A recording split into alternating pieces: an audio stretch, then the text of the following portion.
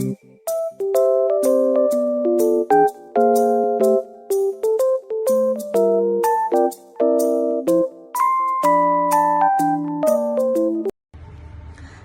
warahmatullahi wabarakatuh.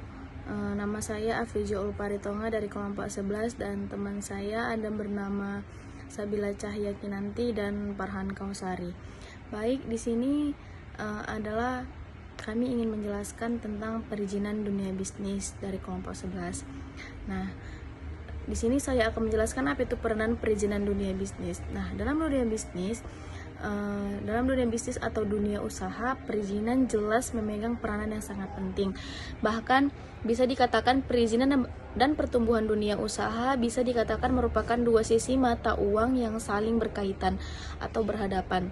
Dunia usaha tidak akan berkembang tanpa adanya izin yang jelas menurut hukum dan izin berfungsi karena dunia usaha membutuhkannya.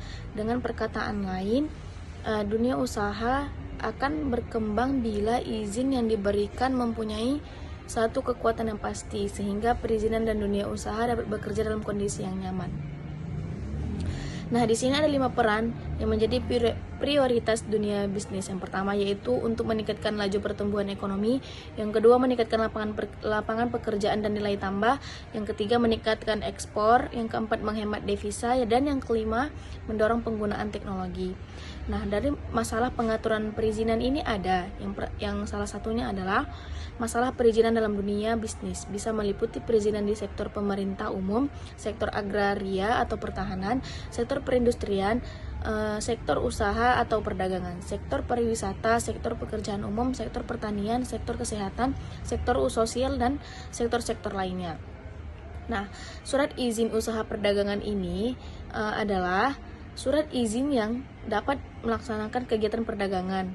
Dasar SCM untuk mendapatkan SIUP adalah Undang-Undang Nomor 3 Tahun 1983 tentang wajib daftar perusahaan yang menyebutkan bahwa suatu perusahaan wajib daftarkan dalam jangka waktu 3 bulan setelah perusahaan mulai menjalankan usahanya.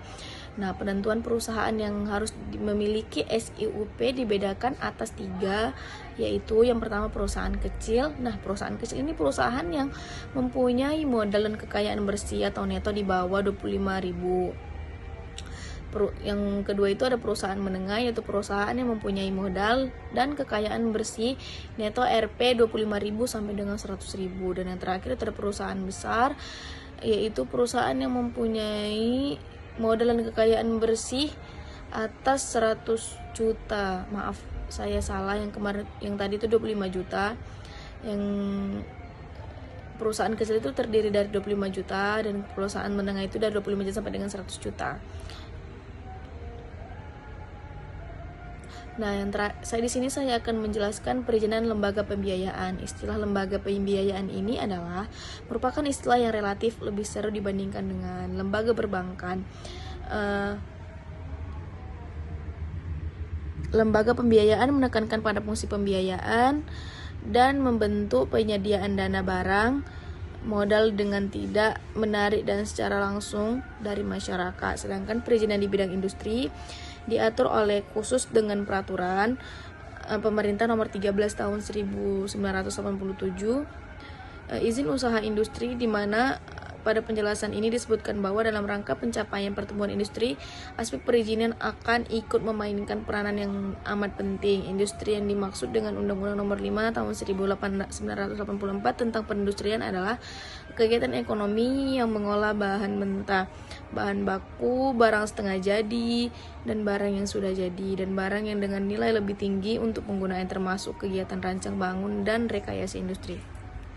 Sekian dari saya. Selanjutnya akan dijelaskan oleh teman saya Sabila Cahya Kinanti. Thank you for watching. Baik, selanjutnya saya akan melanjutkan materi selanjutnya, yaitu tentang proses perizinan lembaga pembiayaan di Indonesia. Nah, itu biasanya diatur oleh otoritas jasa keuangan. Adapun langkah-langkahnya dalam proses perizinan dan tata cara mendirikan lembaga pembiayaan sebagai berikut.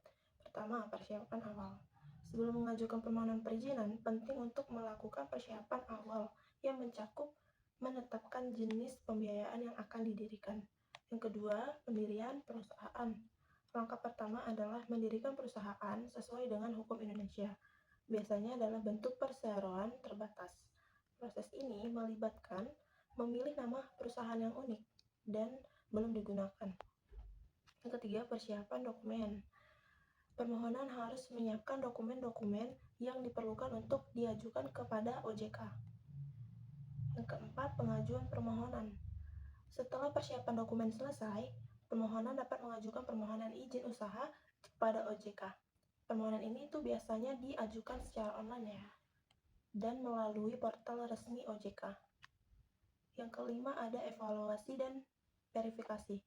OJK akan mengevaluasi dokumen yang diajukan serta melakukan verifikasi terhadap informasi yang disampaikan. Proses evaluasi ini dapat memakan waktu beberapa bulan tergantung kepada kompleksitas permohonannya. Selanjutnya ada peninjauan lapangan. OJK dapat melakukan peninjauan lapangan atau audit ke tempat permohonan untuk memastikan kesiapan dan kepatuhan terhadap persyaratan yang berlaku. Yang ketujuh, izin prinsip.